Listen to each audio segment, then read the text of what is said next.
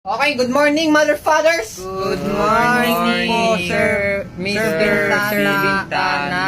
Ang tatamlay nyo Para kayong mga walang gana sa buhay mag-recess na muna lahat. Pero sir, 7 pa lang po Bakit ko?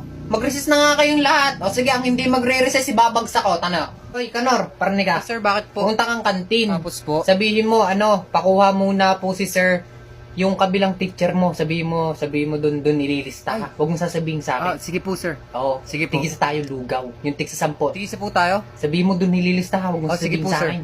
Ito po ang ating tatalakayin ngayon. Okay, Mr. Jerry, Yes po, sir. stand up please. Pakibasa po nung nasa unahan. Sige po. Ang ating ang ating